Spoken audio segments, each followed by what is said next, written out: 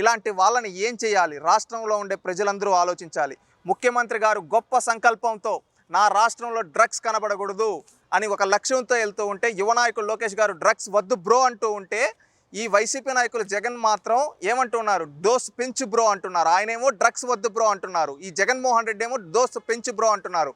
చంద్రబాబు నాయుడు గారు ఏమో రాష్ట్రానికి కంపెనీలు తీసుకొని వస్తూ ఉంటే, ఈ జగన్మోహన్ రెడ్డి ఏమో రాష్ట్రానికి డ్రగ్స్ని తీసుకొని వస్తున్నాడు. ఇది రాష్ట్రంలో ఉండే ప్రతి ఒక్కరు ఆలోచించాలి. గతంలో వైజాగ్ని ఒక గంజా హబ్గా మారిస్తే, ఈరోజు ఆ గంజా లేని వైజాగ్గా చూస్తూ ఈరోజు ఇన్వెస్ట్మెంట్స్ తీసుకొని వస్తూ, అదేవిధంగా దేశంలోనే అతిపెద్ద స్టీల్ ప్లాంట్ని తీసుకొని వస్తూ, అదేవిధంగా గూగుల్ లాంటి పరిశ్రమలు, టీసీఎస్, కాగ్నిజెంట్, ఎసెంచర్ లాంటి కంపెనీలు తీసుకొని వచ్చి ఐటీ హబ్గా ఒక ఫినాన్షియల్ క్యాపిటల్గా మార్చాలనే లక్ష్యంతో ఉంటే, ఈ వైసీపీ నాయకుల వాళ్ళ యొక్క స్వార్థం కోసం ఈరోజు రాష్ట్రంలో యువతని మళ్ళీ నిర్వీర్యం చేయడం కోసం డ్రగ్స్ తీసుకొని వస్తూ ఉన్నారు.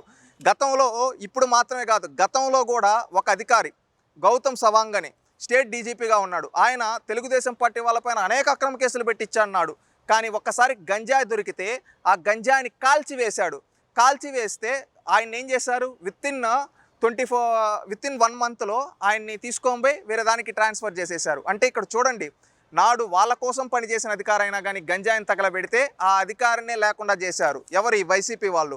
ఈరోజు అధికారం కోల్పోయినా కానీ ఇంకా వాళ్ళకున్న కాంటాక్ట్స్తో ఈరోజు మళ్ళీ రాష్ట్రంలోకి గంజాయిని తీసుకొని రావాలని చూస్తున్నారు. దీనిపైన ముఖ్యమంత్రి గారు, హోంమంత్రి గారు పూర్తి విచారణ జరిపించి ఇలాంటి వాళ్ళని కఠిన చర్యలు తీసుకోవాలి. ఇలాంటి వాళ్ళని రోడ్డు పైన ఉరిదీసినా తప్పు లేదని నా ఉద్దేశం.